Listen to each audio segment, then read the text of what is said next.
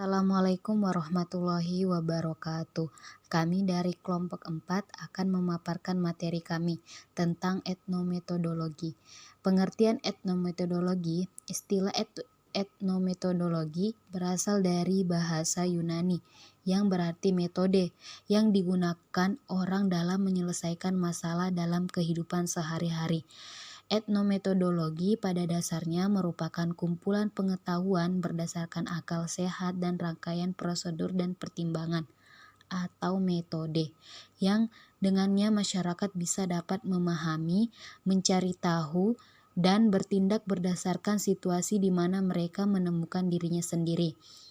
Etnometodologi memiliki 3 dasar asumsi, yakni 1. Kehidupan sosial pada dasarnya tidak pasti.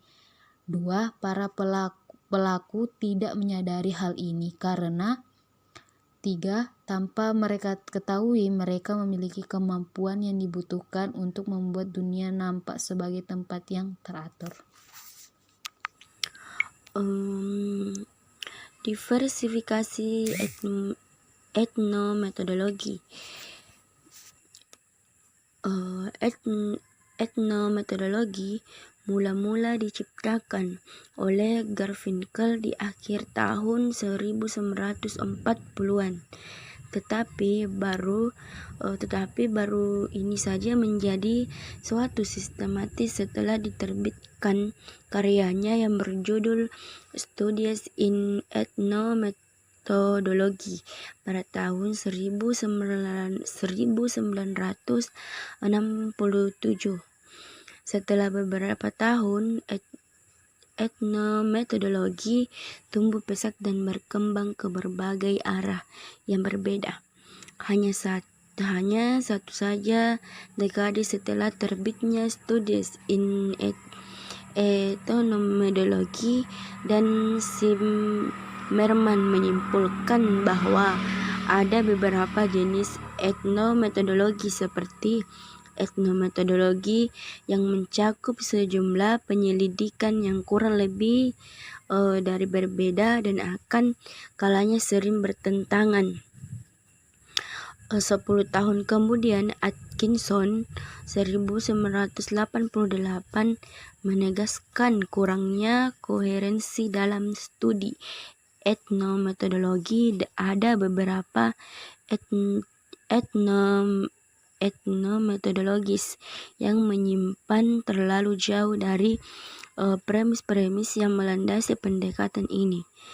Dengan demikian, meski etnometodologi ini merupakan teori sosiologi yang sangat bersemangat, namun mengidap penyakit yang makin parah di tahun belakangan ini.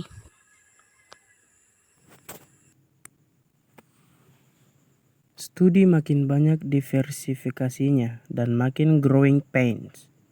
1. Studi setting institusional. Maynard dan Clement melukiskan sejumlah karya variasi dalam etnometodologi. Tetapi hanya ada 2 jenis studi etnometodologi yang menonjol. Tujuan studi institusional adalah memahami cara orang dalam setting institusional melaksanakan tugas kantor mereka dan proses yang terjadi dalam institusi tersebut. 2. Analisis percakapan. Percakapan adalah aktivitas interaksi yang menunjukkan aktivitas yang stabil dan teratur, yang merupakan kegiatan yang dapat dianalisis. Pertama, analisis percakapan masyarakat, adanya kumpulan dan analisis data yang mendetail. Kedua, bahkan detail percakapan harus dianggap sebagai suatu prestasi. Ketiga, interaksi pada umumnya dan percakapan pada khususnya mempunyai sifat-sifat yang stabil dan teratur, hingga keberhasilan per aktor akan dilibatkan. Keempat, landasan fundamental dan percakapan adalah organisasi yang sekuensial. Kelima, keterikatan bidang interaksi percakapan diatur dengan dasar lokal atau dengan bergilir. Kritik terhadap sosiologi tradisional. Pakar etnometodologi mengkritik sosiologi tradisional karena selalu menekankan perhatian pada dunia sosial. Mereka yakin sosiologi belum cukup perhatian atau belum cukup menghargai fenomena kehidupan sehari-hari yang seharusnya menjadi sumber pokok pengetahuan sosiologi. Lebih ekstrim lagi, sosiologi telah menghilangkan aspek kehidupan sosial yang sangat esensial atau etnometodologi dan memusatkan perhatian pada dunia konsepsi yang menyembunyikan praktek kehidupan sehari-hari karena keasikan pandangan mereka sendiri tentang kehidupan sosial. Para sosiolog cenderung tak memahami realitas sosial dengan yang mereka kaji. Seperti yang dikatakan Menhan dan Wood, dalam upaya berperan sebagai ilmu sosial, sosiologi justru menjadi terasing dan dari kehidupan manusia. Ketegangan dan tekanan dalam etnometodologi. Selagi etnometodologi membuat langkah sehat dalam sosiologi, terutama dibanding analisis percakapan, dan mampu menghimpun pengetahuan tentang dunia kehidupan sehari-hari, ada beberapa masalah yang patut diperhatikan. 1. Etnometodologi kini jauh lebih diterima dibanding yang lalu. Namun oleh kebanyakan sosiolog, etnometodologi masih dipandang dengan penuh kecurigaan. 2.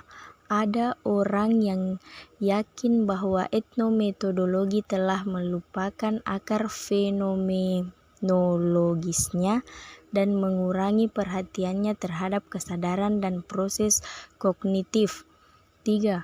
Beberapa pakar etnometodologi telah memikirkan kaitan antara karya mereka atau misalnya percakapan dan struktur sosial lebih luas. 4. Dari lapangan, Polner mengkritik etnometodologi karena kehilangan refleksivitas radikal aslinya.